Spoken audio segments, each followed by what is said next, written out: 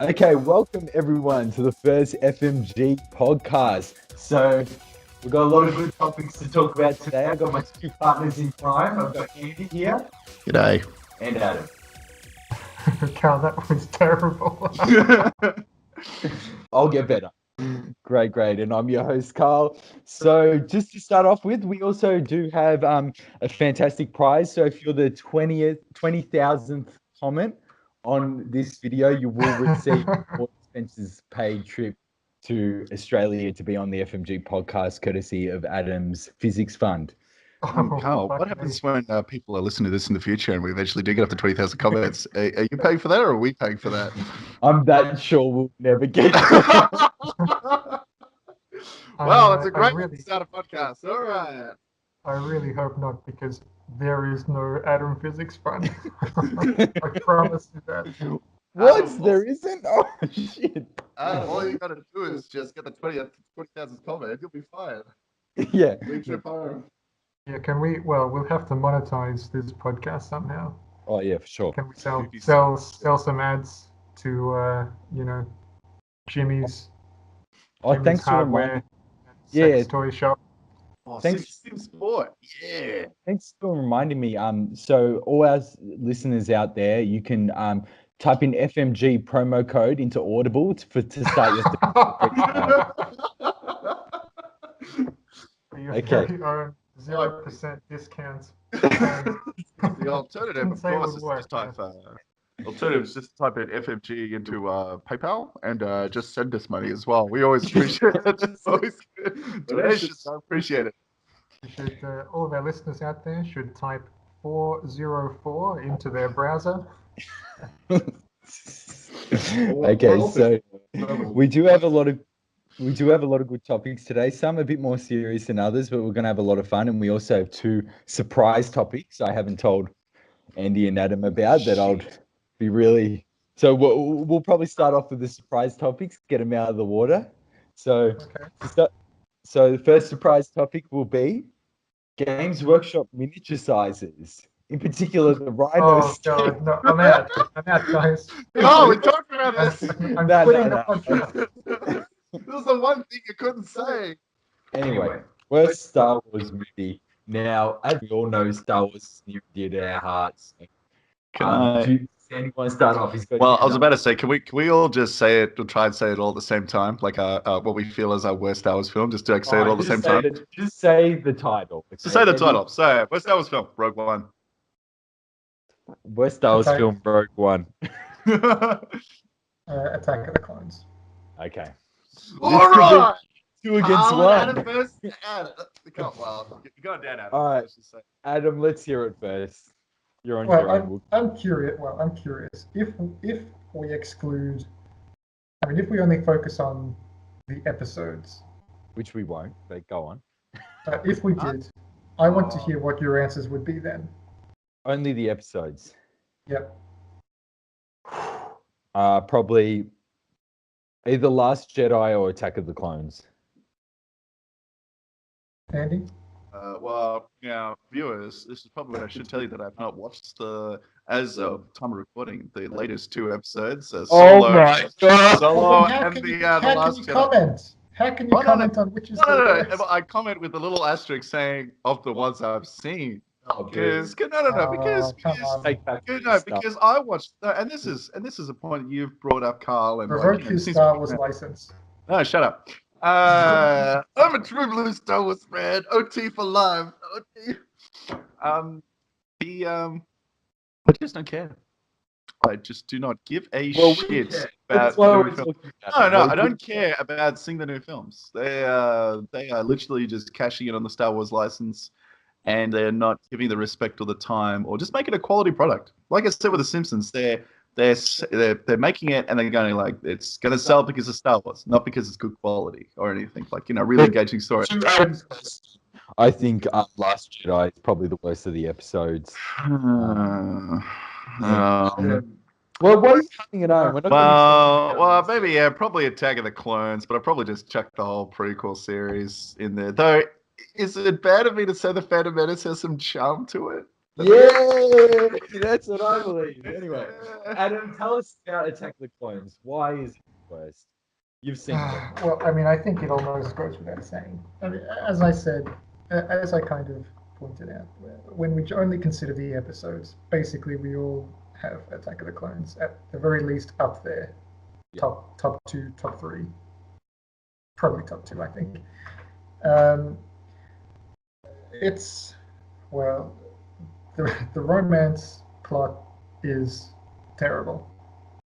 The acting is not very good. The dialogue is not very good. The politics of it don't make a huge amount of sense. Can you tell me what dialogue shit, just so we know?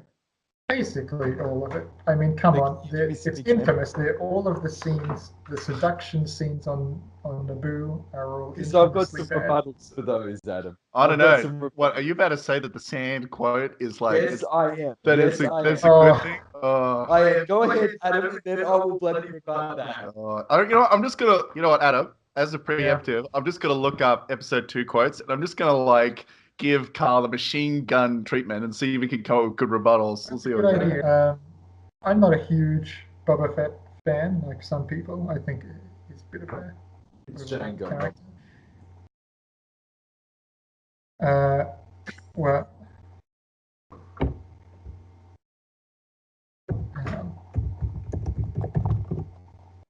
he's also looking up quotes. Yeah, no, I'm talking about Boba Fett. Boba Fett's not in Attack of the Clones. It's Django. Okay. First of all, Boba Fett is in Attack of the Clones he's a little child. Yeah. Okay. Sorry. If you let me finish my point, a lot of people are hard on for Boba Fett, and they were really keen to see Jango Fett and the Mandalorians kind of portrayed a little bit in the prequels, and obviously that was not handled in the best way. Jango Fett is a bit of a nothing character. I mean, there's just a lot of stuff which is, if it's not bad, it's average, and that's, I think, the problem. It doesn't even have the few charms. You know, there's no Episode 1 pod race equivalent in Attack of the Clones. It's just all either mediocre or painful to get through. Basically, that's fundamentally what. So here we go. Quote. Rogue One is the worst. No, we're gonna go through. I would. No, I gotta talk to this first. So Rogue One. I at least want to give you one quote. Let's like sprinkle some of these quotes here. No. I'm going to talk about the quotes. I'm going to talk about them. Because I want to say, Carl, just here that in episode 2, Anakin literally says, "Sorry, my lady," in there. Like, come on, man. That's just okay. My point is, Rogue One is the worst. Rogue One, a Star Wars story, is the worst Star Wars film because at least Attack of the Clones, I think, has some redeemable qualities. I think there are some moments in Attack of the Clones that are actually half decent, and I feel like Rogue One has 0 half decent moments. It's literally the most plain, boring movie. I don't care about any of the characters. I care about Ewan McGregor as Obi-Wan Kenobi. I actually care a bit about Padme. I care what happens to her. I don't care about anything Jyn Erso and all her gang of nobodies who... I just remembered that Rogue One had Forrest Whitaker, an Oscar-winning actor. I totally forgot that. That's how forgettable that stupid movie. Save the rebellion! Save yourselves! The plot is absolutely garbage, and I feel like it's just set piece after set piece, like a video game movie. And the only thing people can say that's good about it is the cinematography, which I would argue is shit as well, because they've turned Star Wars into grungy realistic, which is a joke. But the main thing I want to say about the whole love story with Anakin and Padme, okay, I have a massive problem with the sand quote. Everyone talks about the sand quote being the fucking dumbest thing ever. Well, I got news for you. If you are... Here we go, calling down the word. I got news for you. When you are hanging out with a hotter, older chick that you are crushing on, you say stupid shit. People talk about Jack and Rose on Titanic as like the best love story in there. People don't talk like that. I'm telling you right now, if I was on a ledge with Padme, I'd find some stupid thing to talk about. I'd say something about sand. That is a perfect representation of an 18-year-old boy who does not know what to say. I think that's the most accurate. Hold on. I think that's the most accurate line in any love story ever, because that's the kind of fucking ridiculous shit you say when you got a crush on someone you can't think of anything to say. Okay, Carl, I agree with you 100%. The problem is that it works, and in no world that I have ever participated in, that would actually work. No, it does. I mean, Anakin has basically no redeemable features from a romantic perspective in that film, and Padme still somehow falls for him. Yeah, I know it is pretty far-fetched, but on redeemable features, let Andy. I want to hear Andy, and then I'm going to talk about some more redeemable features. Okay. So I have put Rogue One down as the worst Star Wars film that I have seen, simply because of the memes that have come out of the prequel trilogy and the fact that it can all be attributed to one man, George Lucas. There is a certain charm to have a mad director like going, this is my vision and we're going with it. Whereas Rogue One is, in essence, a fan film with a blockbuster budget made by a corporation that is known for making way better works. And you're literally sitting there going, why is this shit? Like, why does this have to be shit? It's either because they are shit making it, or they're literally like, we got to pump it out and we're going to make money off this irregardless. Like, what really gets me about Rogue One is that none of the characters matter. Not that they don't matter, is that, like, you have no engagement to them. They're literally like paper thin. You've got blind guy who has force sensitive. You've got his mate. I don't know the names. You've got the rebel guy who kind of seems cool. He's a bit of a spy for the rebels. He has a bit of nastiness to it. But like everyone else is just like, hang on, who else was in there? Oh, the pilot. He's a pilot. It's good. The robot. He was kind of cool. And that's the thing. I literally walked into that movie from the bit. I'm like, why am I here? From the minute it started, and the whole entire way through. But at least in Attack of the Clones, I was like, this is an important segment of the Anakin story, and I actually want to see what happens to Anakin. Yep. I'll say my last thing is, not my last thing, but the next thing is, I've just forgotten it. The fact that everybody wants to die is another point. Like, who's the guy who's movie? He's on, what's his face? He's the terrorist leader. He literally just says, they're blowing up. I had it in my mind. It's like Jakku. Is Jakku the planet they were on? See, nothing is rememberable, and I think like at least I can look at episode 2 and I can go like, okay, Jango versus Obi-Wan. I think that confrontation was actually half decent, well done. Like, it's not over the top. It's grounded.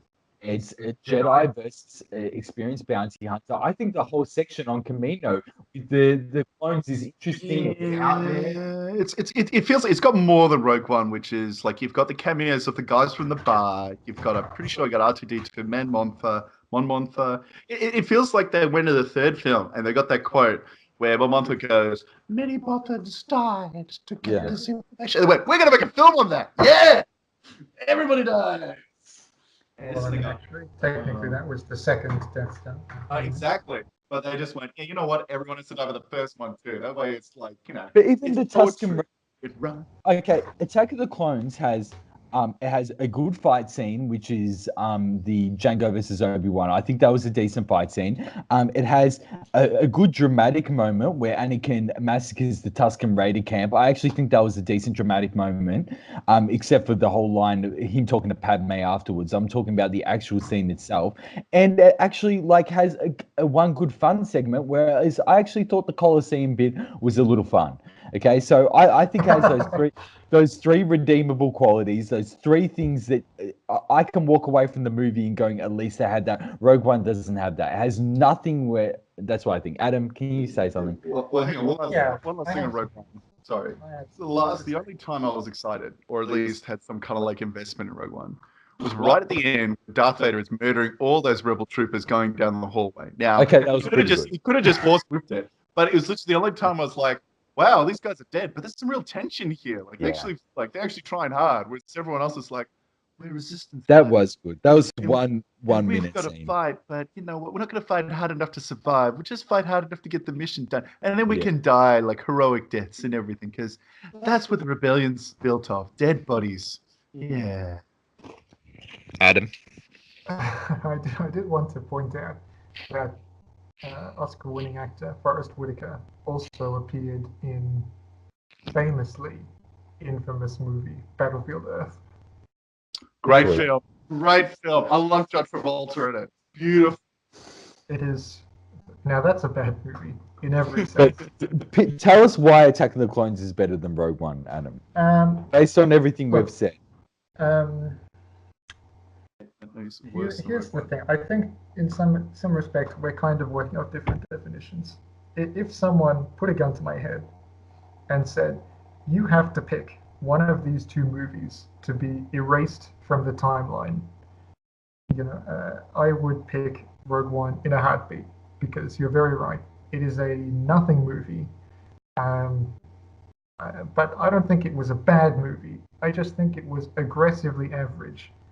I mean, there are lots of things going for it. It looks decent. The acting is decent. The dialogue is generally decent. But it's not. You're right. It's not memorable. It's definitely not good. There's very little that it has in terms of redeeming qualities. And I think Attack of the Clones is the movie I want to keep, because when it's bad, it's very bad. It's bad in a memorable way, in a way that we can kind of enjoy if you don't take it too seriously. There's a fun quality to bad movies. So I don't know. I just wanted to. I feel like, Adam, that we shouldn't view movies as what one does the least bad stuff. I think it should be viewed as what one does the most good stuff. And with the case of Attack of the Clones versus Rogue One, I think Rogue One is the worst of the two. Andy? Well, and one thing I wanted to say as well is that you were saying, I want to see what happens to Obi-Wan. I want to know what happens to Anakin and Padme. But I think at least part of that is purely due to the fact that this is a movie which is a sequel to a previous movie and a prequel to other movies as well. So there's kind of an automatic in being, you're kind of automatically invested in the characters to a greater or lesser extent, purely because you've seen them before. Not Padme, really. Okay, but the others at least. I mean, I don't know anyone who doesn't like Owen McGregor's Obi-Wan. Or the Obi-Wan from the original trilogy. If I could just interject, Ewan McGregor is the one golden ray of light in the prequel series. I feel, especially in the later films went on, he is great meme material. Like, hello there is a wonderful meme. It is a wonderful quote. Alec Guinness said that first. Exactly. And it is, he went and watched Alec Guinness. Like, you can see the portrayal, you can see the mannerisms kind of replicated. Like, he feels like Obi-Wan. Yeah, that's why it's a better movie, because no one in Rogue One ever put any kind of effort like that into anything. If anything, it'd be interesting to see what's your both of your feelings on the fact they CGI'd Carrie Fisher, and who is the guy who played Grand Moff Tarkin, is this venerable English actor. They CGI'd both of them to have them kind of appear in the film as and this is why I say it's a fan film. There's a lot of characters that you really if you're a first time viewer, you would not know who these people are. They're not given a really good introduction. They are literally just like, here's a person that fans would remember, and it's a really cool scene. And now we can CGI people to look pretty good. That's a whole nother just quickly, did you like it? Or did you... quickly, I didn't like it. I didn't like it either. It threw me out of the experience. I was like, oh yeah, I forgot. I'm watching a movie and Carrie Fisher's old. It threw me out of it completely. And they're not there yet. Maybe one day they'll be there. I think it has been done well. I think in Superman Returns, which is a bad movie, but they did do a CGI Marlon Brando as Superman's father, and because it was like a hologram projection across crystals, it actually works. Like you couldn't tell. It actually works, and it's a yeah, hologram too. So you can be like, oh yeah, of course it doesn't look quite it right. can work. It can work in that sense at the moment, but not in the future, maybe. But I don't want that shit in my movie. What about you, Adam? Well, my reaction was basically the same. I mean, I know friends who say they didn't even sort of notice or realize it was CG. For me, it was quite obvious on the first viewing, and it did take me out of it a little bit. I think you're right. The tech isn't quite there yet. It's maybe almost there. Whether it should be done, if and when the tech does exist, I think it's a complicated question. Yeah, because definitely one for another time. It does bring up an ethical question. It's just like if it's an actor, it's just like you die, then they're kind of like, oh yeah, we can resurrect you, put your representation in the film, and bring that back up. I could be sucking a donkey off if they wanted me to do, and I can't say anything about it because I'm dead. Yeah, and if anything, that's an issue coming into a future of being able to edit images so good that you can't tell the real from the fake anymore. You can fake everything. In fact, that is actually a plot point in Battlefield Earth. Quite a influential film. All right. Well, I do think that if I came over to one of you guys' houses and you're like, hey, Carl, I'm watching Attack of the Clones, I'll be like, all right. But if you said, I'm watching Rogue One, you want to watch it with me, I'll be like, all right, I'm going home and I'll talk to you another day. But what happens if I said we're going to laugh at it the whole way through? Doesn't matter. It's just that snoozy. It's that. Carl, we did that. We did that at your house. Yeah, but we had some commentary by Red Letter Media. Yeah, this thing we're just laughing at it. But that was even a struggle. I think Attack of the Clones, like I actually talking about it now, I actually kind of want to watch it. I'm gonna be honest. God damn it, just you made us want to watch the prequels again. We set the bar so low already. On the next podcast, I look forward to hearing your apology, Carl. It's bad, guys. It's still so bad. Yeah. Good. Let's move on. We've got another topic here that is going to get a bit spicy. Who on The Simpsons? So, as you guys may know, there was a tweet that was sent out, and it was rumored that Apu was going to be axed off The Simpsons after all the backlash, the documentary about Apu being on The Simpsons and his impact he's had on the Indian community. And it turned out that tweet was faked, and that individual didn't represent the show The Simpsons. So the Simpsons team is still undecided on it, but it has caused a bit of this uproar. That even the Hank, who voices Apu, has even said that he thinks the character should be retired. So what are your views, guys? Adam, do you want to kick us off, being a hardcore Simpson fan like myself? Yeah, I can. I won't say everything that I want to say here because I'll save it for the rebuttal. I'm sure that I have some idea of probably what I'm going to hear. But look, fundamentally, I don't think there should be a show anymore. Okay, let's get that out of the way. Like that's. I'm not just ragging on New Simpsons. That's a different discussion for another time. But no, it's not just that. Obviously, I don't think the show is the same quality as it did. But I don't think it should exist anymore, also for the reason that The Simpsons, to my mind at least, was amazing in its prime because it was the right show for the right time. And the current version of The Simpsons is not, it's still fine generally, but it's in a sense out of its own time. It's not relevant to the modern world in the way that it was in the 80s and 90s, even early 2000s to a lesser extent. But it's kind of a show that stands for nothing when originally it was very, very rebellious in a sense. And it evolved over its first probably, let's say 10 odd seasons.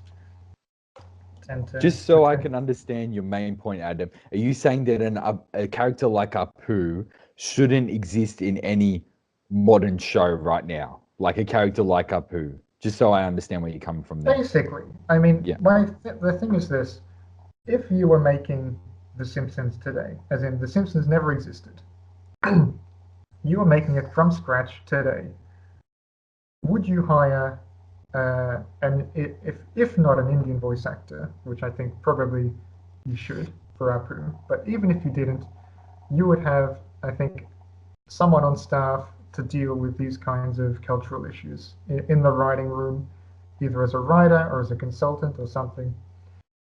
And that kind of awareness didn't exist back in the 80s. And it's okay to enjoy the show for what it was. And don't get me wrong, Apu was a great character at his best. But at his worst, there were a lot of problems which have been covered extensively throughout this whole debate if you've been watching it. So that's fundamentally what I think. Apu shouldn't exist in The Simpsons except as a legacy. So Okay. I mean, yeah, if they get rid of him, if they keep him, I don't care. I don't think The Simpsons really means anything anymore. Andy, what do you think?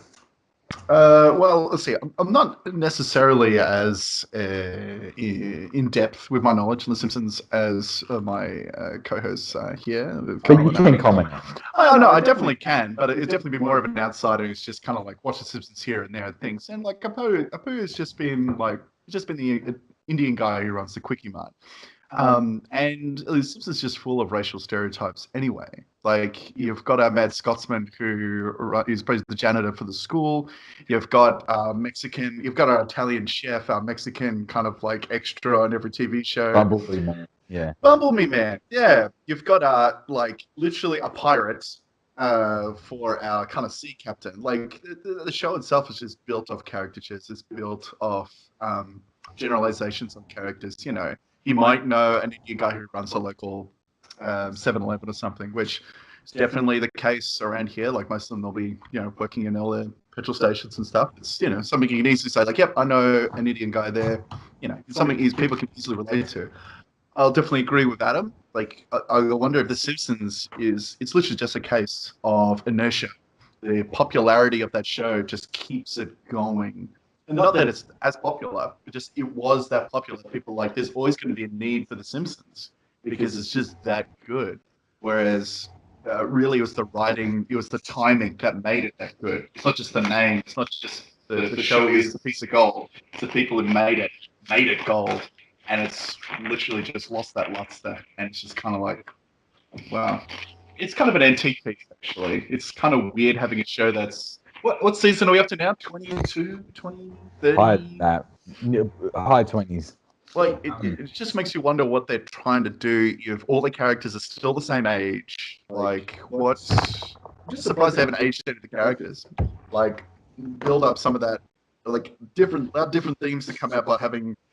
Like, the kids grow up to have new people moved into the show. You know, like, try and keep it fresh. I think one of the problems with Apu is that he is, like, you know, the only Italian guy in Springfield.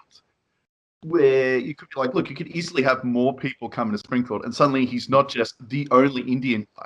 Well, I was gonna elaborate on that. I'm glad you brought that up, Andy. So, me and Adam had this conversation a while back, but he's probably my view has changed since me and Adam's previous conversation, because I'm glad we brought this up again.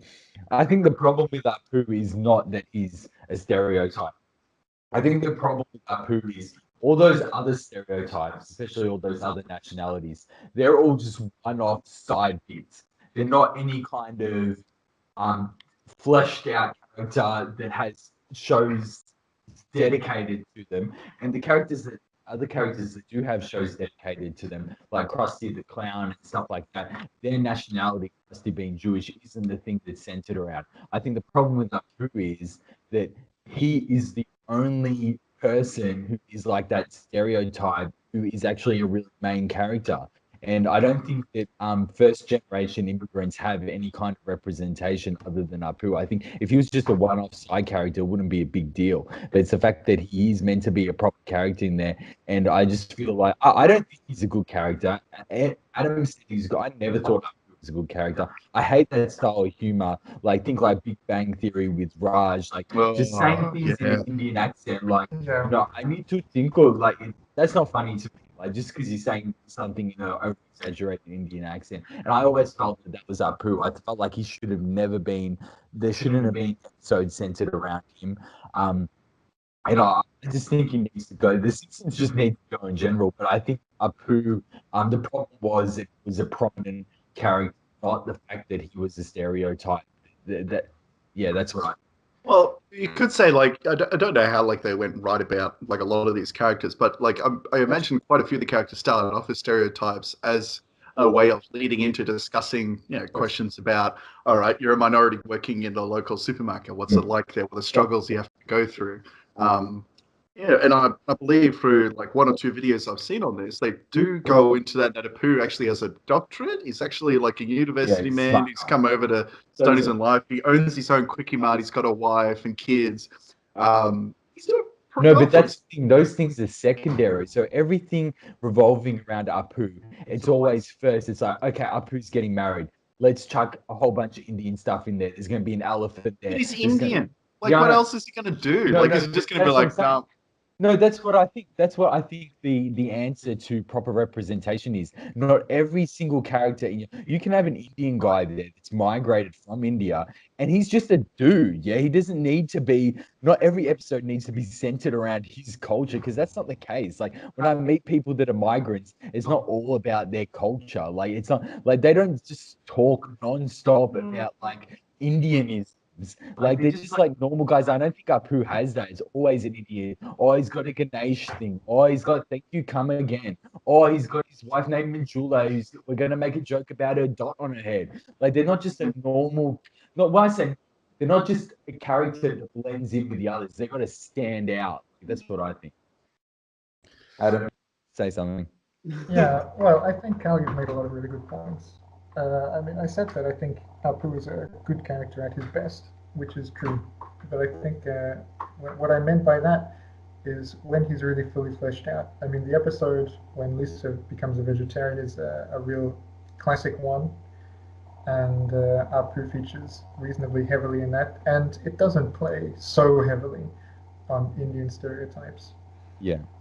And similar ones. Even, when Apu gets married, there's a lot of playing on Indian stereotypes there. But it also does take the opportunity at times to portray Apu as a three-dimensional character at times. Well, what do you think, Adam? Well, I thought about this when I was thinking about this topic.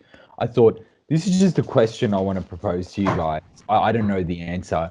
Do you think episodes like, the Proposition 34, whatever it was about like kicking out all the immigrants and then Apu's a friend of it. Do you think Apu has served as a positive thing for kids growing up in predominantly white areas? Is like, this is like because he's portrayed as a friend of the Simpsons. Do you think that anything that he has served as a positive influence of like showing people that like migrants are just regular people? I don't know the answer to that. What do you guys think?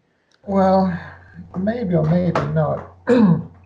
I would, in a sense, I think in a sense it's the wrong question. I think the question, and this is really the core of the whole controversy, is the effect that Apu has had on people of Indian descent, particularly as first generation or second generation migrants, is really more important than, what lessons can we teach the average middle class white person. And for a lot of people, that experience hasn't been a positive one. For sure. And I mean, I know people who have gone through high school with people saying, oh, please come again and all that. Oh yeah, I was going to mention that. There was a guy when halfway through my primary school when a boy came from India and stuff like that. He was the only Indian in our class. So we had other Asians in our class, but he was the first Indian. And people were saying like they were making Apu references. Like that was a thing. Yeah. But hang on, is that just a double-edged sword of the representation that he respects? Is that it is literally like The Simpsons is just so popular that everyone's seen it. That might be the only Indian person you've seen on telly.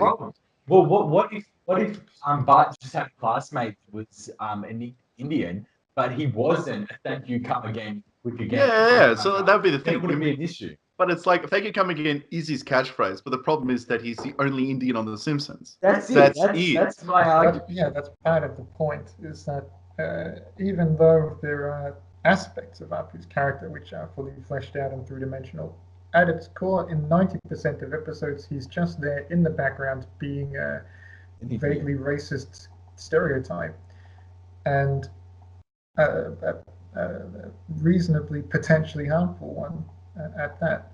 So I think, on the topic before, maybe I should let Andy respond to Cal's question before I continue.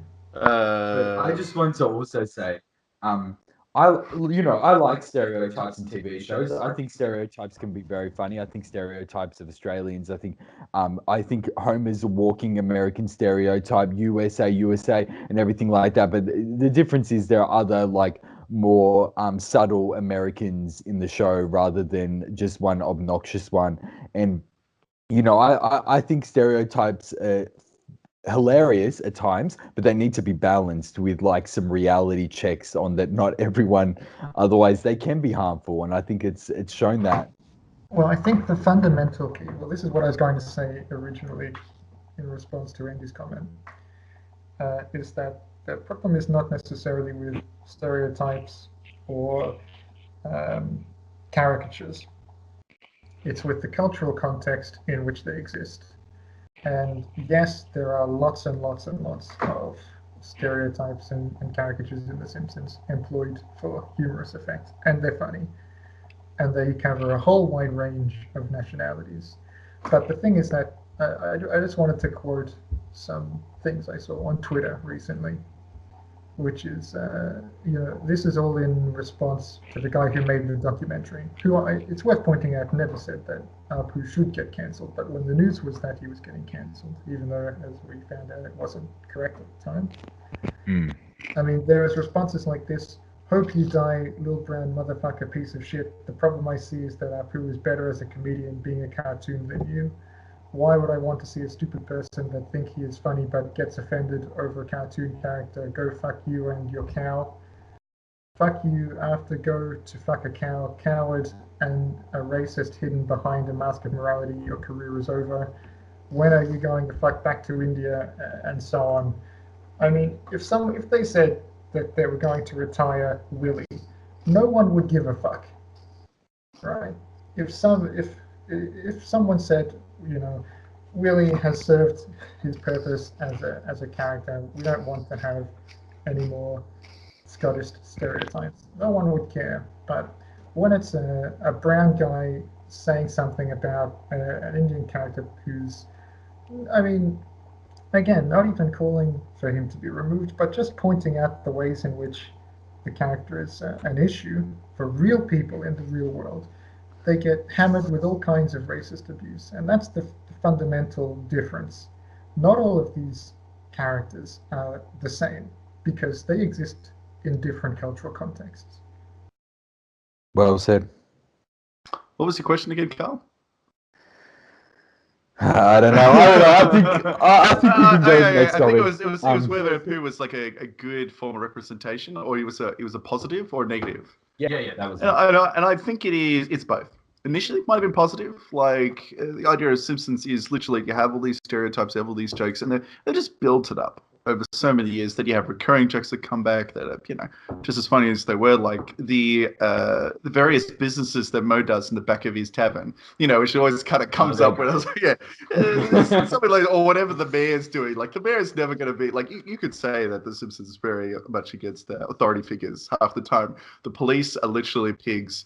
I've never seen it go anywhere. The mayor is literally chauvinistic, Kennedy impersonation, and it's like everyone in any authority is incompetent, or most people are incompetent in The Simpsons. I mean, bloody hell, Homer works in a nuclear plant, and he doesn't know how to do his job. He manages to blow up a simulation of a nuclear power plant, much to the inspectors shock, just like, it's a simulation. I don't understand.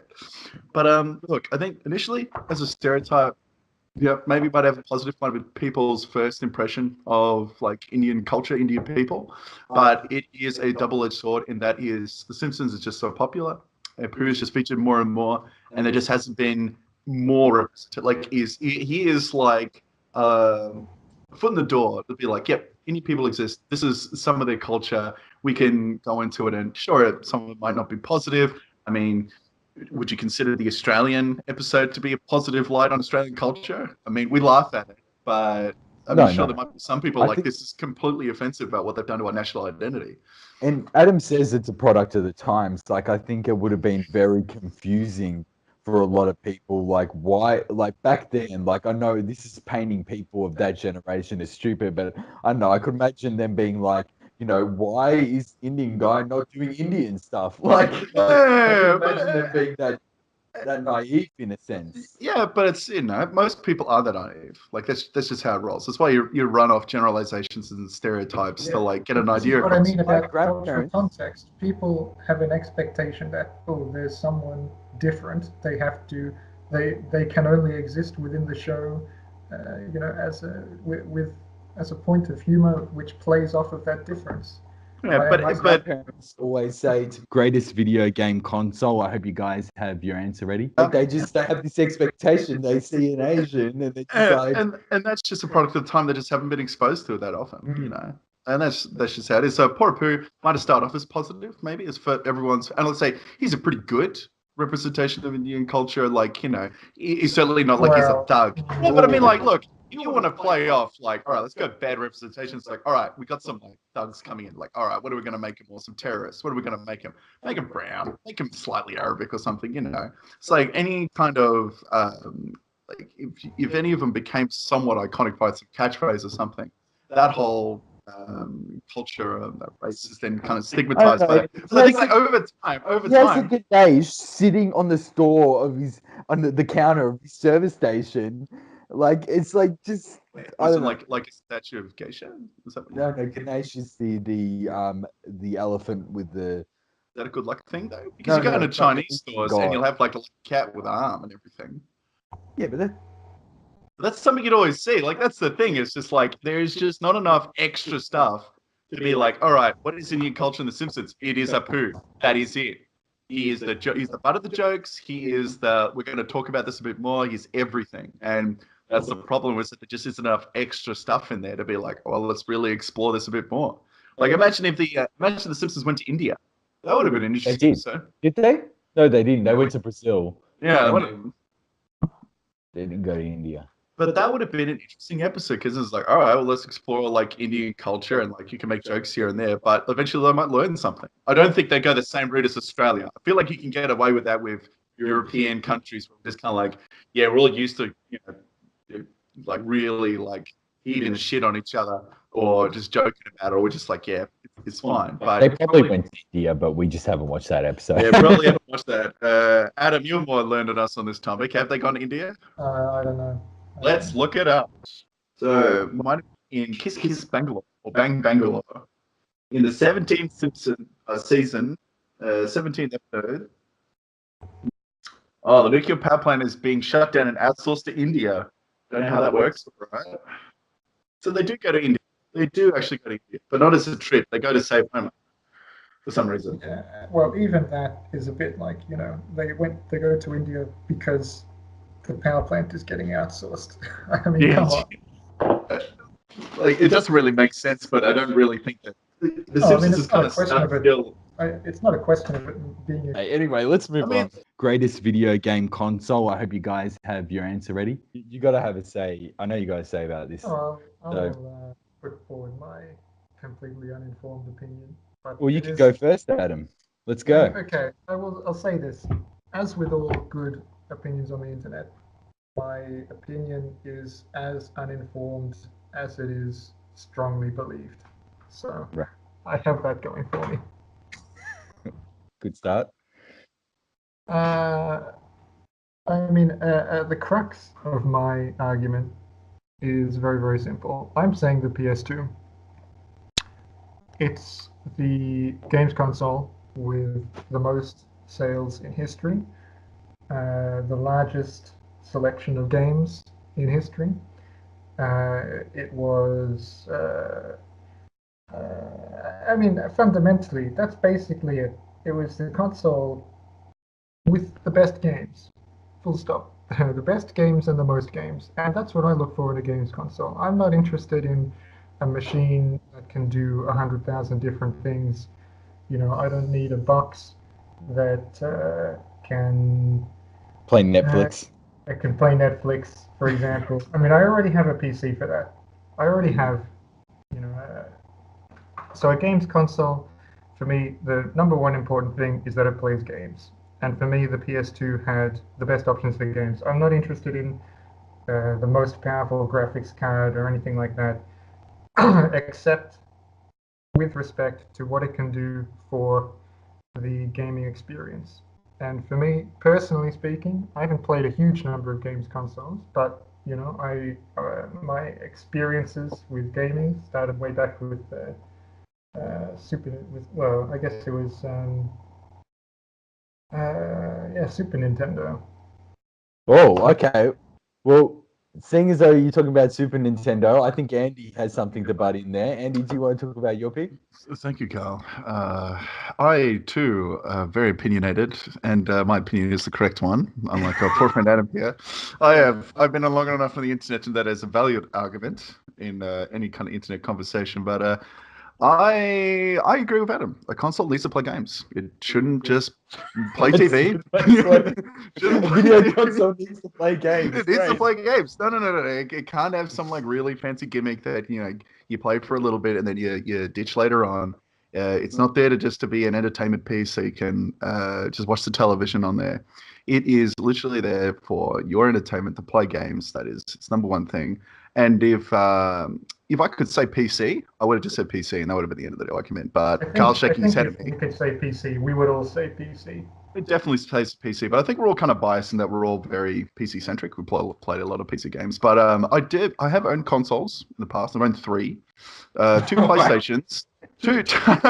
I know. A real gamer here. I know, and 2 of them for the same companies. So I'm really pushing the boundaries here of variants. But no, my first game console, I still think is one of the greatest, not just for my personal connection to it and the amount of games I played on it and the good memories, but also its historical significance. So I'm going to trump Adam here in terms of how informed I am on my gaming pick. So the Nintendo Entertainment System, the one and only, is my pick for greatest console of all time. Okay. Well, unlike you guys, I do know video game consoles, and I'm also debatable. And I'm also not blinded by nostalgia. Debatable. So I think when it comes to video game consoles, there's 2 main things. Okay, it has to have a good system and good games, and sometimes they don't go hand in hand. Okay, for example, the N64, no one can argue there's a shit system. It has like a shit controller. It uses proprietary cartridges with no memory. All the problems it had, but it has good games. So that box, and then there's other systems that are perfectly competent in the hardware they have, but they don't have good games. So, but I think it has to have both those things. And for my pick, it's the PlayStation 3. For several different reasons, I think it is like the hands down best console. It had such a long lifespan like the PS2, but I think it's better than the PS2 in every single way. Okay. So I'll start off by saying things. Adam thinks graphics are an important thing. Obviously, he's talking about a PS2 because PS2, just for its generation out of the 3, had the worst picture quality of all of them. It was absolute garbage. You try and pick it up now, it looks like absolute dog shit. Like it's not even just the output. When you use any of them with component cables, it looks like dog shit. And I also think PS2 is chock full of games, but a lot of shit games, especially towards the end of its lifespan. It had a whole bunch of anyone could make games to the PS2. It was like some agreement with Sony would basically license anyone our PS2 dev kits. So pretty much it has a whole bunch of amazing games. Like only a tenth of them are actually somewhat decent. Shots fired. All right. Yeah. Well, that was one. Weren't there 2 reasons? Or am I misremembering? Well, I think it's just the overall. Okay, so this is how advanced the PlayStation 3 was for its time. Okay, I'll go through some of the things. The launch PS3 could play backwards compatible with PS1 games, backwards compatible with PS2 games. It had a PS2 built into it, and PlayStation 3 games. Okay, I mean, to be fair, the PS2 was also backwards compatible with PS1. Well, back to my point. It had a Blu-ray player when no other console did, so it allowed for Blu-ray games on to have that maximum amount of storage. It had every single SD card slot like imaginable. It had micro SD cards. It had Sony proprietary their SD cards. It even took CF cards of all things. It had Ethernet. It had wireless capabilities. It had it was the first console at its time to actually have wireless built in. It had free online play. It had it was ridiculous. And put it this way, Ridge Racer 7, if you talk about graphics, I know you guys aren't big on graphics, but just to put it in perspective, Ridge Racer 7 was a launch title for PS3. It was 1080p native resolution. There are still games this generation coming out for PS4 that are not 1080p native resolution. That's how absolutely ahead of its time the PS3 was, and it has better games than the PS2. I think GTA 5 is better than San Andreas. I think Skyrim is better than any RPG on PlayStation 2. I think Last of Us is better than I think God of War 3 is better than God of War 2. That's what I think. But go ahead, Adam. What do you think? Well, before I get into rebuttals, I want to comment on something I find interesting, which is that none of us have gone for any of the Xboxes. I think that's worthy of mention. I'm sure that there'll be a lot of people in the audience who won't be too thrilled with that. Nah, don't give the satisfaction, Adam. Don't do it. Is this just personal bias, do you think? No. Or... No, I really like the Xbox 360 as a console, but it just was I had both of them at launch, and it was just worse in every single way, with the exception of its launch lineup. It had a lot of good games on it until the later end of the PS3's lifespan. It started catching up, but that you had to buy a wireless adapter, you had to pay for online. It didn't even come with the HDMI output when it was first released. It was like there was so many things wrong with it. The Red Ring of Death. There was just so many issues with that as a console that I can't just ignore those things. Like PS3 was just on a whole nother level. Okay, fair enough. Why is the PS2 better? Tell me that. Well, I think, well, this is part of the inherent difficulty with comparing consoles across generations.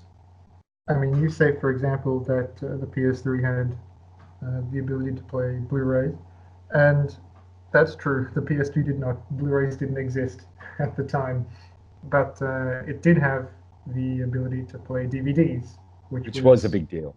A comparable step up, I think. So I think if you admit one, you have to admit the other, and they basically cancel each other out. I agree. DVDs were like a big achievement, especially when you were going back from Dreamcast had at the time had those GDD ROMs or something, GD ROMs. They were garbage. They only could hold about 100 megabytes of data. So it was a big deal because that was most people's first DVD player, and it was also most people's first Blu-ray player, the PS3. Yeah, very true, very true. But how does a retro console stack up, Andy? I don't think. Well, hang on. Finish with Adam first. And then I'll unload with my broadside. That'll. Sure. I mean, a lot of the other things. I mean, I don't find so persuasive for similar reasons. I mean, okay, so the PS3 had the ability to interface with SD cards and so on. Well, I mean, why should I care? It's the same thing with the ability to go wireless. Online gaming was not such a big thing at the time of the PS2, at least for consoles. Yeah. The technology wasn't, there was no high-speed broadband kind of at the time of the PS2 launch. It was garbage. I had online PS2.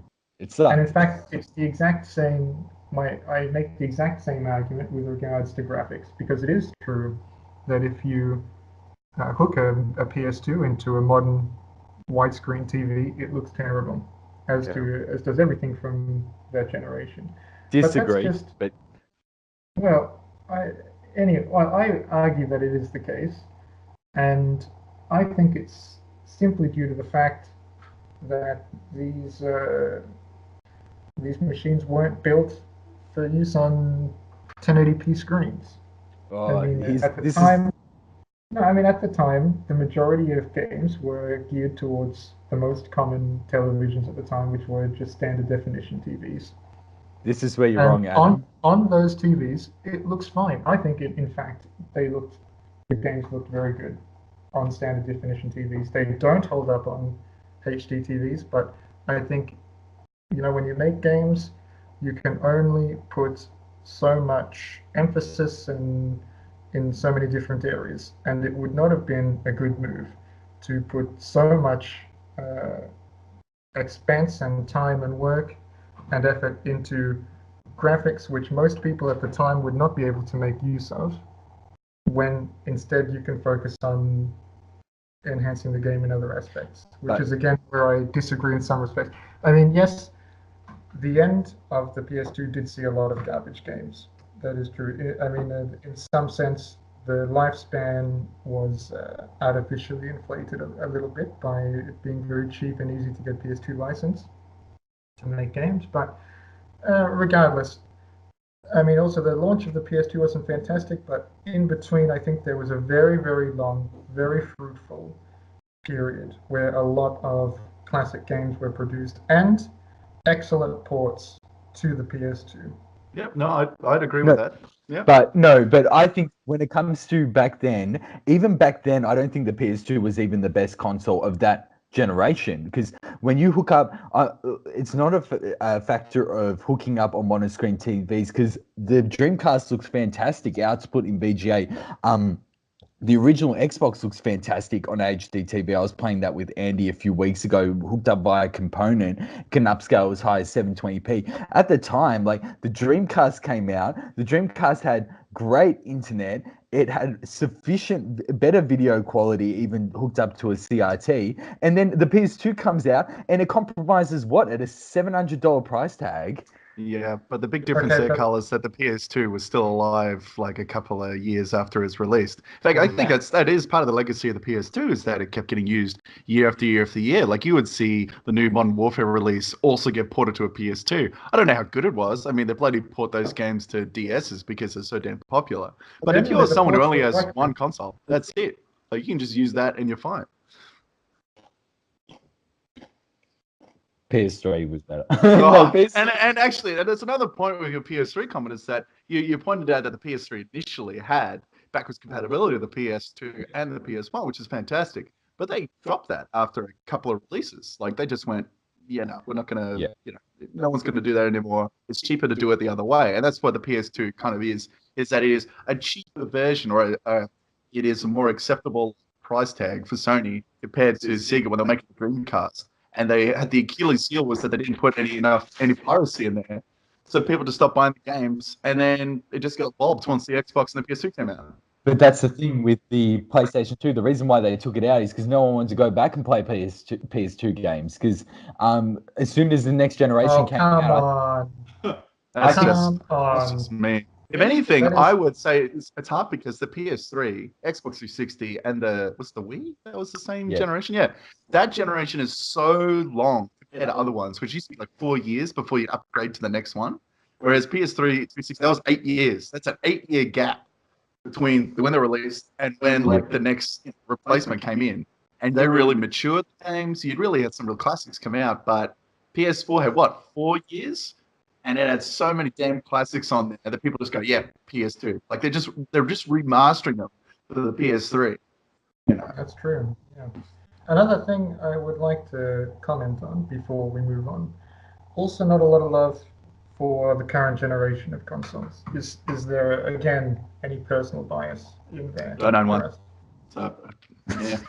And it's only been out for 3 years, 2 years now. I still think that's. I think there's enough time to start casting judgment. All right, they're shit. Done. I just feel like the PS2 hasn't aged as well. Like we all went back and played the PS2 that night, and we were struggling. We were in struggle town trying to get through some of those games, and I feel like I don't have that problem. I could pick up a PS3 with you guys right now and have a great time, and I think we'll have a great time in 10 years' time and 20 years' time. I think I think that was partly due to the game selection. I was loving it. These were not your forte of games, also.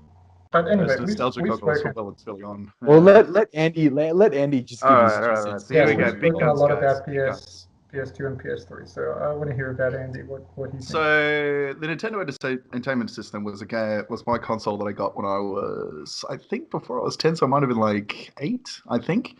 And we had a very small selection of games. We had Top Gun, which is rated as one of the worst games ever, just because of how difficult the controls are. I had a lot of respect for my dad because he could actually beat it. And as a kid, I was just like, how do you do that? And he just glitched the game out. It was beautiful watching it. Just kind of understanding that's how he did it. He just went, oh, you don't have to fight anything. You literally just fly in the top corner. Nothing will spawn. Once it's out of your screen, you can't see. Like probably the viewers have never played Top Gun. It is basically your first-person perspective in the pilot seat. Planes coming at you. You've got missiles coming at you. They're firing bullets and everything. But once they're out of the screen, you can't actually take any damage.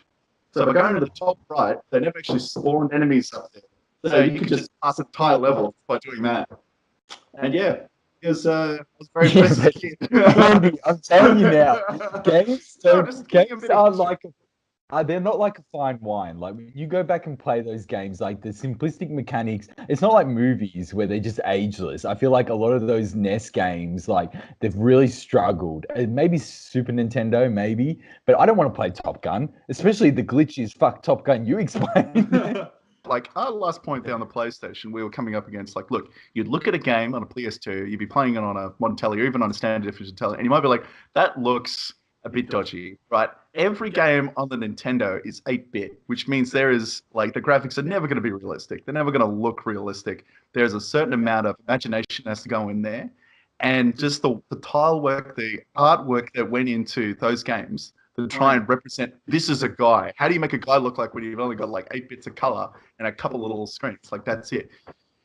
Like, so it's a Picasso. It's like you could play that and it looks the exact same. Like there's no standard definition, high definition difference where you look at like a hyper realistic game from the PS2 era and you look at it now and you're like, wow, that is a polygon piece of shit. Like, is that guy like just run over by a bloody roller or something? Like, there's no curves, there's no nothing. Whereas you play an S game, and look, it is crude. I won't say it's the most looking thing, but there is an artistry to it that still holds up today. And look, I've played games that probably weren't the most beautiful. A lot of people would say like something more of the Final Fantasy side, some of the JRPGs that came out had better pixel art. But just the fact that games in the pixel art have that as a aesthetic today, and it's considered as like you could have shit pixel art where it's like someone just sucked it off made it in paint and just went, congratulations, I made my first game. And you have guys who actually have artistic skill doing it. Good points. They're good points. Yeah. But what I'd say is like some of the game styles, it's coming off, and it's due to the time period where the NES kind of saved console gaming in North America. It did. You had the big gaming crash in the 1980s, early 1980s, where literally it was 83 to 85, at least going by Wikipedia, which is always a reputable source. But basically what you have is you have big game companies like Atari at the time. They were porting out arcade hits, and they were literally charging like an arm and a leg for them. You'd have a console that was an arm and a leg to buy, and they were garbage. They would give a programmer 2 weeks to program a game. Yeah. They barely get any money for it, and they would just be like, all right, I just got to shit out something that works and people will buy it. Pretty much later 2 games when you think about it. Exactly. Yeah. And supposedly some of the big ones were the Pac-Man port and the E.T. kind of movie game, which kind of set up a whole series of bad movie game tie-ins. infamous, where the story goes they buried 700,000 cartridges in New Mexico. Yeah, just to be like, we don't want to hold these. It's a story. They found them. Yeah, they dug it up, which was pretty amazing. But literally, the Nintendo. This is what it rolls into. Yeah, the Famicom was kind of getting advertised around then, and then pretty much everyone's like, we're not touching this at all. They come in a couple of years later as a Nintendo Entertainment System, and so it's got a different name from North America, Australia, released to Japan. And literally, this thing came out of the blocks. It was a little gem. You've got so many games, IPs that came out on this Nintendo that Nintendo is still milking today. You've got the mascot of Nintendo, the Mario Brothers, Mario. Yeah. You've got it had 3 games on that console. You've got Metroid. You've got The Legend of Zelda. Hang on, I wrote down more. Final Fantasy, which me and Carl were talking about earlier. It's funny, that was the last kind of hurrah for a game company. Like, this is going to be our final game. We'll call it Final Fantasy. We'll see what happens. And look what they got to. Castlevania as well. And I'm sure there's a couple others in there. Oh, Mega Man. Fucking Mega Man. That was my favorite game, Mega Man 3, back in the day. But literally, this little thing came out when there was no established, setup for a game console. Like, everything had just failed beforehand. And it just took off. And it is still going. They still charge you for Nintendo, for NES games. Yeah. All the new Super NES and the mini NES. Okay. I mean, I'm not sure that's so much an indication of quality as it is Nintendo being massive dicks. Come at me, Nintendo fans. Oh, no, exactly. No, that's why I always emulate all my old games and I still have my NES, because fuck Nintendo. I'm not going to buy the same game that's someone call the cops. 30 years old. I own those games. I own them. No, but I think Andy did beat us out in the graphics department. He's got a good point there that there was an artistry to that. Sure, I entirely agree with that, because yes, in principle, there is an artistry to making good 8-bit graphics. Yeah. But not all of those games, or I would say not even a majority of those games, exhibit that kind of artistry. Oh no, and fair. The video game nerd has the career out of going through the games and literally shitting on all the bad ones, because just like the PS2, a very popular system, like a third party company is going to come in and just be like, we can port anything to this and we'll be fine. We'll have a market, and just the shit that comes out, it's just like Cheetah Man, for example, is a perfect example of a game that you really just don't want to buy. You know, they come out half broken, and this ain't like the time we're in now. We can get a patch thread. Like whatever comes in that cartridge, that's what you get, and that don't work. You're stuffed. I just wanted to make a quick note about the video game Crash. Have you guys seen that game? It was one of the ones that people think was one of the contributors when people were pulling out basically they were making unlicensed Atari games. There's this game where it's literally this white dude, and you're basically your some white dude, and you go up, there's like a Native American strapped to a stick. Carl, can I tell you, this is Custer's Revenge. Yeah. Classic Atari game. And you have to go up and rape her, and then it's really fucked up. Porn is always an innovator, Carl. It's always an innovator. Well, I'm not sure I would describe that as porn, but some people. Thank you for that interjection, Carl. That's like some sick. Yeah. Anyway, all right. Let's move on. But before we do, I just want to say for the listeners out there, also, I think it's worth mentioning we have 3 people with 3 different favorite consoles, but I would also say, I mean, nearing the top of my list, Nintendo 64 and PS1, great consoles. Xbox, great console as well. PS3, as Carl said, is also another one of my favorites. And also the Wii and the Switch, I think, are really, really great consoles. So I'm kind of unlucky not to rate a mention some of those, but shouldn't be completely overlooked. Someone should say at least one nice word about them. So that's what and I'll definitely say I've been mostly playing PC for my. Can't hear you, Andy. And I will say, while most of my teenage adult life I've just been playing on computers, I've been buying consoles every now and then just to play classics that you can't get on the PC. Stuff like the Team Ico games, like Shadow of the Colossus, Red Dead Redemption I recently finished because no PC port, Rockstar, why? We'd give you so much money for it. But, you know, there are gems in every console generation. And, you know, just hope you get a chance to play them. Yeah. All right, so female Space Marines. Adam, did you the one that Here came we up go. with it? So did you want to talk about female Space Marines and why you think it's important to talk about them, or what do you think? Let's hear it. Well, I wouldn't say it's important to talk about it necessarily. I think it's very important. But actually, I think I started the last one off, so maybe someone else should start. I'll start it off. I don't think that should be allowed. We'll go back. We'll go backwards. I think, to use one of my favorite terms for 40k, I think it's heresy to have female Space Marines in 40k. And there are a number of reasons why. I think there are mostly thematic reasons why there shouldn't be, but I think just the conversation of why there should be female Space Marines is a result of just basically bad marketing and just the way Space Marines are marketed in 40k, and you know what they are to the show as the poster boys for the whole kind of the setting, really. And you know, that causes a lot more problems than just the question of, well, should some of them be girls or not? Okay. What do you think, Carl? Well, my point is, when you said there shouldn't be female Space Marines in my 40k, I just think there shouldn't be females in my GWs. Yes, first real women, then fake women. That was a joke. That was a joke. Okay. Oh, no, I think it's just but you don't want women in GW?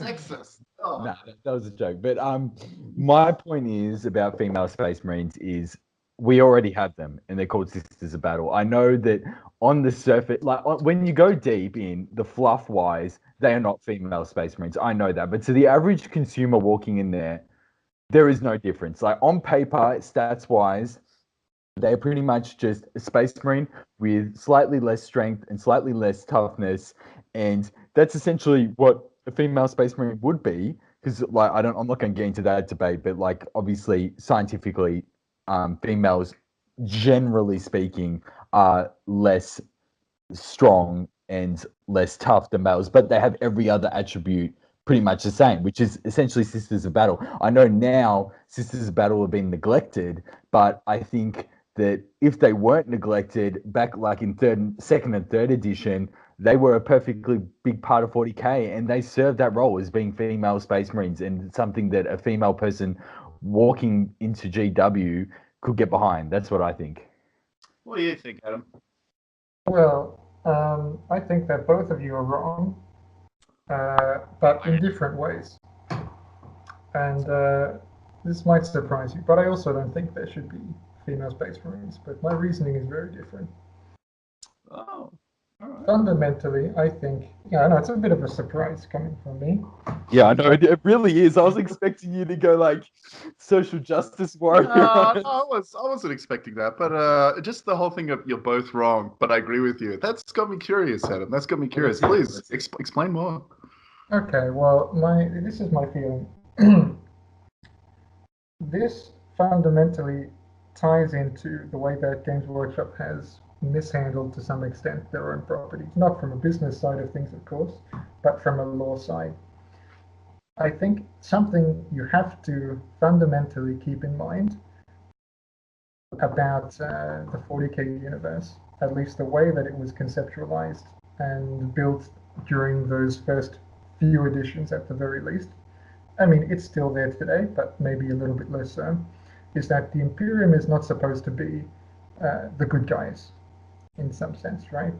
Yeah. They're a theocratic, fascistic regime, oligarchic.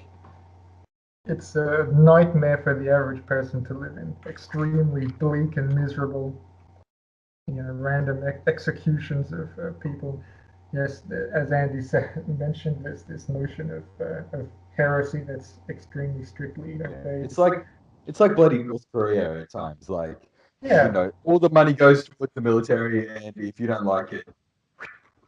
And the whole point of the Space Marines is that it's this hyper masculinized version of hyper militarized, in a hyper militarized state, these hyper masculinized, almost parodies, right, it's ridiculous if you look at the lore behind Space Marines. You know, they have all of these extra organs. They can drink acid, and you know, extremely buff, somewhere between 8 and 12 feet tall. You know, it's literally ridiculous. Very deliberately, right? There was always a lot of this satirical undercurrent to 40k, which I think is very important to the makeup of the lore. Mm-hmm. And that's why female Space Marines don't fit. Because, I mean, it's a very important, consistent core theme running through at least the theocratic and fascistic regimes that we've seen in history, that women are not held up in the same way as men. Often they're forced down into certain roles, homemakers or baby bakers, you know, in some sense. And the lack of female Space Marines should reflect that. I think the trouble is that Games Workshop, the Space Marines are too iconic in some sense. They've come to represent 40k as a setting, and GW has really run with that and pushed that, and they've kind of become the good guys, right? Oh yeah. It's everyone's starting faction, and so it's understandable that people should want female representation in their games. And Sisters of Battle. Well, as you said, they've been neglected. Their stats are fundamentally not as good. So from a gameplay perspective, that's nothing to really aspire to, you know. But from a fluff perspective, they fulfill that role you were just talking about. Like, for example, you said that the Space Marines are basically meant to be the stereotype macho man, like going out there, just all I want to do is fucking kill. And the Sisters of Battle are kind of like what you'll be the female opposite of that, which is like, oh, Emperor is like, oh, almighty, I serve him. Like, you're basically like a servant of the Emperor, which is like basically the female opposite version of that. That is true. But we do also get a whole thing about boob plates, which I don't really want to get into here because it's kind of a separate discussion. Definitely. But I mean, it is worth saying that the portrayal of Sisters of Battle has not always been in that same vein. There has been definitely a lot of, you know, our core target audience is teenage boys, and they want to see tiny little women with boobs. Okay, that's only like one unit, which is the ones with the chainsaws, what they call the immortal. Repentius. They, for the lore reason, they strip their armor after disgracing the Sisters of Battle, and then run around with giant chainswords like zealots and just murder everything. I mean, the equivalent you'd see in like any other fantasy realm would be a berserker, like a Norse berserker running around, no clothes, pretty much just out to kill everybody. But the basic I also want to say, in kind of response to Andy's points and also what you just said, is that I think lore is a very weak excuse, because lore can be changed, and it has been changed multiple times in 40k. I mean, no one remembers squats, but I still remember squats. Lore is malleable, and yes, it has changed a lot. And I think if you want to make Space Marines the good guys, which I think would actually be a bad move thematically, then yeah, you should have some female version. But I think that weakens 40k as a universe, for my mind. But Sisters of Battle are a female faction of the Imperium, an all-female faction, and like on the boob plate topic, like the actual Sisters of Battle themselves, like the original models, I don't think they're any kind of way tailored towards like 14-year-old boy. They look like pretty much like just like a basic girl. The boobs aren't like fucking massive or anything like that. And on the second thought, like what are they? Like they're just female like members of the Imperium. Like, well, I don't get what, to the basic person that doesn't read like 10 40k novels a year, like they're just basically female Space Marines. They serve the Emperor. They're super soldiers with bolters. I think Adam's point there. Actually, are you finished with most of your points, Adam? I don't want to just cut you off here. No, go ahead. I mean, for the most part, yeah. Feel free. Okay, so I'll follow on from your point. The what I find is the main problem with Space Marines is that, like you said, they've become the poster boys for 40k. They've been in whenever you start out, you might get a starter set. They've been pretty much every starter set since the, especially the Ultramarines have been kind of like the poster boys. And in terms of Space Marine factions, the Ultramarines are the good guys. Like, they're not dodgy. They have their little empire, which in lore terms is saying that's kind of nice in the 40k universe, which is going for a lot. It's saying a lot for 40k. But definitely having Space Marines as the base of 40k means that a lot of people, that's all they see in 40k. And if all they see is a bunch of roided up, armored, fascistic men running around killing everybody and shouting heresy whenever you might, say, maybe we could have something different for dinner tonight. That's like, it's, definitely understand the calls for representation there. But agreeing with Carl, you have Nuns with Guns, the Sisters of Battle, are their own strong, independent faction. They've got a lot going for them. They've got a lot more theming than a lot of Space Marine chapters do. But just as Carl was saying as well, they've been neglected for 15, 20 years. To give our viewers a kind of an idea of what it is, for a Space Marine player, you'll be playing with models that were sculpted, made in the last at least 5 years now. They've updated their kits pretty often. They're multi-pose, they're plastic, they're pretty cheap. If you want to buy a Sisters of Battle, you're going to get monopose metal models that haven't been updated since the 90s, and you can barely buy them. And they cost about twice as much of a Space Marine chapter. Like, it is not just GW pushing Space Marine that's the problem. It's the fact that, actually, let me rephrase, it's not just in marketing that they push them. It's the fact that if you go to a GW, you guaranteed have at least, I reckon, half the people there will be Space Marine players, or at least own a Space Marine army. It's everyone's first army, and they're easy to paint. And that's kind of like rolls into it. So I can understand people saying, can we, like, why can't these people be women?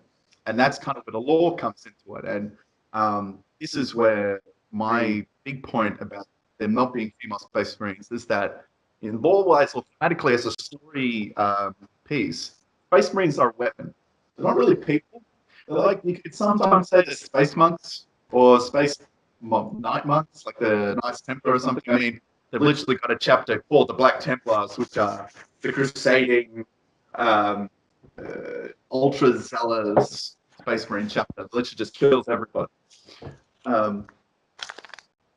Tell me how the issue isn't Sisters of Battle should be more represented rather than female. They should have a new model kit. They should have a new model kit. No, tell me why female Space Marines are the answer as opposed to Sisters of Battle just having more representation. Oh, no. And that's why I said, like, you shouldn't have female Space Marines, because thematically Space Marines are like a masculine weapon against whatever they're like in terms of a fascistic government. They are literally brutes. They're a perversion. They're a perversion of humanity. Yeah, they are. Oh, sorry, Adam. I said they're a perversion of humanity, which is to be feared. Yeah, exactly. They are the big bad guy with the stick who's going to whack you.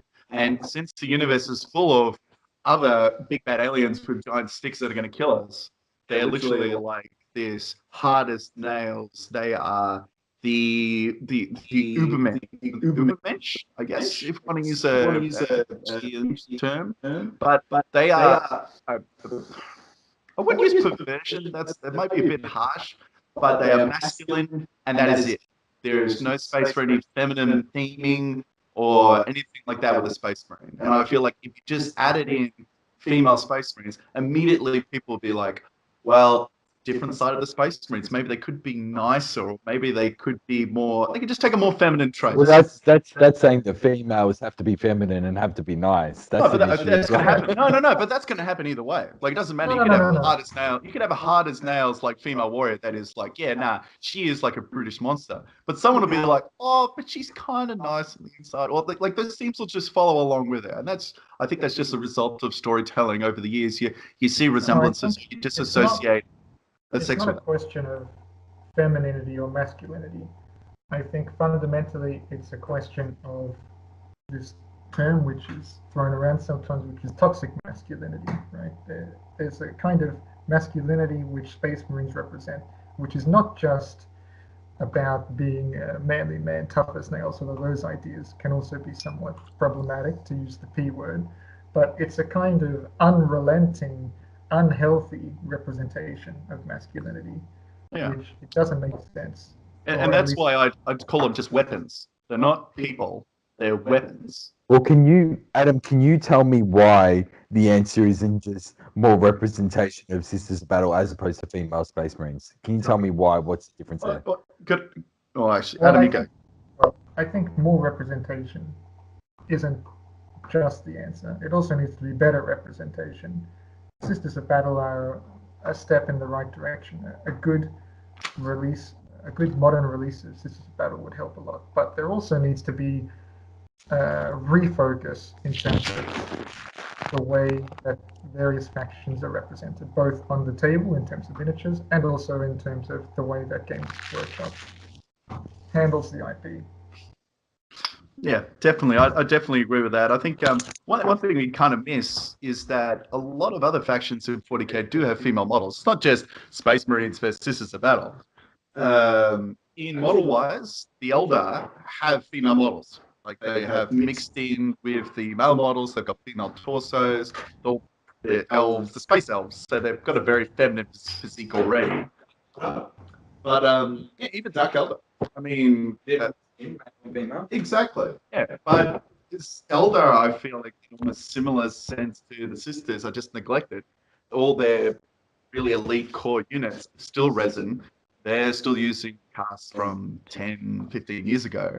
Like, there's just neglect for stuff that isn't Space Marines. And that is the problem with GW, is that Space Marines, like, it's a recurring problem of Space Marines get marketed, so they are popular, so they make new models because it's popular, so they can sell them, and the people buy them because it's popular, and it's just a cycle where you can't just add extra stuff.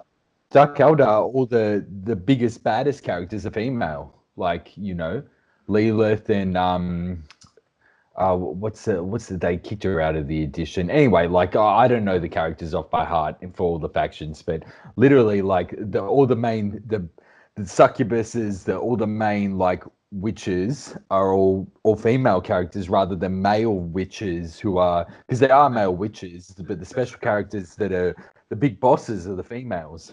Yeah, and like I was just listening at the model one there. In terms of lore, the Imperial Guard are mixed. That's fine. They've got all female regiments. They've got male regiments. They've got mixed regiments. The only problem with GW is that they don't make Imperial Guard models that aren't like ancient Catachans or Plasticadians. Like that's another faction where they just haven't really done much with for a while. Just added more tanks and bigger units. Mechanicus is another one. I mean, you can't really tell they're women because they're all friggin' cybernetic robots, but isn't that a couple of women still in there? Yeah. Isn't that what people want though? Like that they don't have big breastplates, that you can't differentiate them? I don't know. That's another debate, yes. No, I think they still want to know. I think they still want to know there's women on the board. I mean, like, they're toy soldiers. Like, there's Sigmarines that are women, apparently. Oh yeah, they are. I can't tell. Because they don't change the armor in any way. I can't. No, they do. No, you can tell the female ones now. They might have been initially they all looked all male, but they eventually added in more female sculpts where they've got a tighter. Or I think they've got a slightly wider waist. They do have a bit of boob armor. Yeah, and it's that's just how it is. They have done it. Don't worry. Anyway, Adam, I feel like we're kind of exhausting this topic now. I mean, we're coming into representation of a whole model range from one of the slightly. There's definitely lots. Final thoughts, Adam? Definitely lots more to be said on this topic, but I think that's covered the majority of what I had to say. I was just interested to hear your guys' thoughts. Yeah, I think I definitely agree with that. Lore can be changed. It can be better written. Definitely better written. But lore-wise, I still hold true that I would not want female Space Marines at all. Like, look, you can have female Space Marines. You can just say that guy with a helmet on is a female Space Marine. You could even make female models chuck a head on it and be like, they went for the warp, and that's the story reason why they're females now. Like, the warp is literally like your go-to magic does this kind of get out jail free card for any kind of decision you want to make.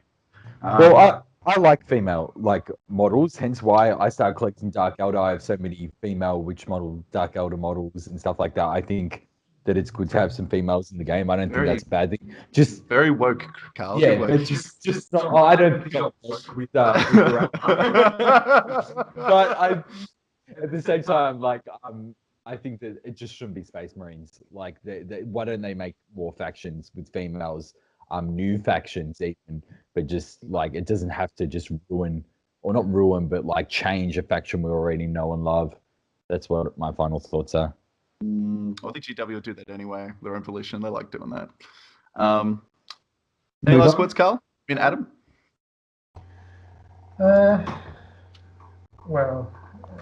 Yeah, I have lots of thoughts, but probably best not to get into it here. It's only going to start a whole other discussion. I mean, I've said the core of what I wanted to say, I think. Okay. All right, well, I think that's everything we wanted to talk about today. Yeah, thanks everyone for listening to the FMG first episode of the podcast. We'll see you again next week. We'll be talking about more fun and random topics about all our nerdy loves. Does anyone want to say anything before we go? That's about it for me. Yeah, my weekly is maybe a bit optimistic. Don't get their expectations up. Anyway, yeah, maybe like... Thanks Can't rag on you. We'll see you next time. See you next time. Bye. See you next time.